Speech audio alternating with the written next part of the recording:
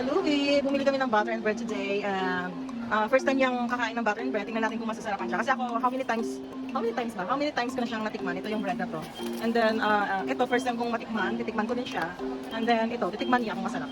Lahat to, buksan ko. Ay, siyempre. Kasi in-introduce ko sa kanya na masarap to siya. Kasi, masarap na, mura pa. Hindi kaya natin. Hindi kaya na napuntahan namin kanina. Ang mahal. Uy, meron siyang ano. Ngayon. Something sa loob. Oh, anong reaction mo dyan? Sa butter and bread. Tignan mo, isang subo. First bite. First bite. Ano? Describe ko nga anong lasa ng, ano ang tawag dito? Chicken. Chicken sauce. Oo.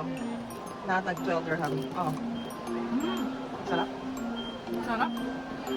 Ano describe mo kung anong lasa? Maalat ba? Matamis? Sakto lang. Yung spice level niya. Sakto lang. Kung super gusto mo ng spicy, hindi, Yan na yan. kung sa mga mild spicy lovers, okay. Oo, perfect na yan. So, next na titikman mo itong Pero ang sarap niya. ano to? Yung ano ng chicken floss, tsaka ng mayo. Ang sarap ng mayo na ginamit nila. Nag-mix. Yeah. Ano naman itong alam nito? Egg tart. Ito naman yung egg tart. So, titikman yun din. Tikman mo na. Tikman natin. Ako kasi nakakatikim na ako nito. So, nung need na ng review. Itong titikman. Ito na lang bumuksan natin. Okay. Ito, bumuksan ko na ito. Ay, ang lambot. Lambot siya. Fair. Ano yan? Egg tart? Yes. Oh. Sarap. Sarap. Kasing sarap. Masarap siya pero ano, May kulang. Ano? Malambot. masyadong bas. Parang sabi na. Ako ng egg tart. Parang makakabas eh. Okay. So, kailangan Sabi na niya. nagulat na sa kayo. Ano? No. Hindi ba sa kahit yung egg tart niya? Tignan mo oh. Basa. Pero masarap Pero siya. masarap. Basa nga lang. Yung lasa niya masarap, pero Ito tignan natin. basa siya. Ito, masarap ito. Bago ata to eh, no? Tama ba to? Or pinatikim na nila? Tignan ko. Ano ba yung coffee? Parang chewy na... Hindi. Doon naman kumakan isa. Parang siya oh. Chewy something na maalat na parang... Cheese. Cheese siya. Ano pangalan nito? Cheese? Masarap ito, parang siya ano. Parang yung bread niya, croissant. Pero yung loob niya, parang cream cheese na basa. Ito naman, chewy siya. Cheese siya, pero... Meron siya sa gitna. Anong tawag ito? Feeling. Feeling na gamis ba? Ang gamis ano? Ang sir.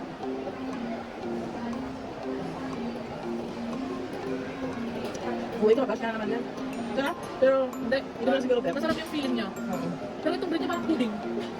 Pero cheese naman siya, cheese. No? Hindi, itong bread niya, ito to. Oo. Parang pudding. Pero yung feeling niya, super yummy.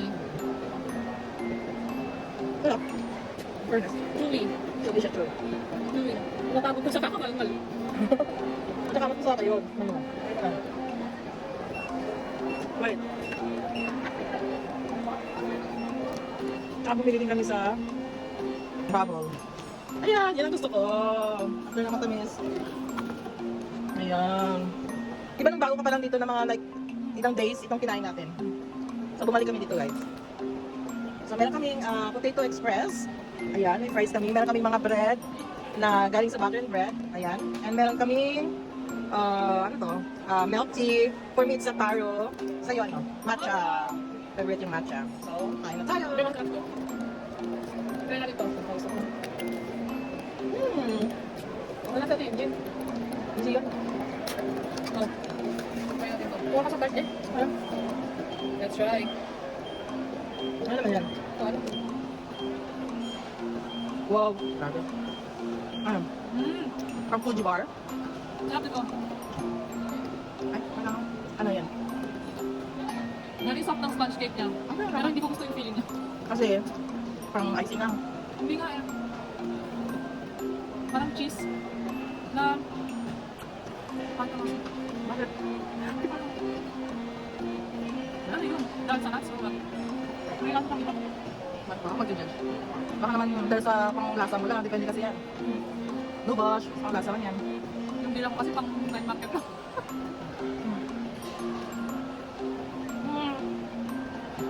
Di ba? Sa nuts niya. Sarap naman siya. May something. Oo, parang something lang na Yung aftertaste. Tama.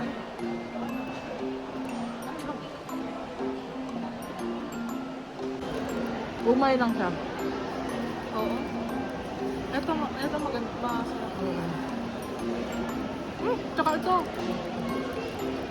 Ito gusto ko to. Kung pupunta ako doon at bibili ulit, ito bibili ko. Kasi tama-tama lang siya pa rin yun. Eh, kasi best seller nila yan. Yan ata yung parang signature nila. Sa lahat ng natikman ko today, we have 1, 2, 3, 4, From buttered and bread. 4 na klase ng tinapay from butter and bread. Ito pinakagusto ko. Yes. Signature nila yan eh. Pero ito pinaka-the best. Yes. Nakakalat. Siyempre itong pinaka-the best din. So, alright. Nakain muna kami. Kain muna tayo.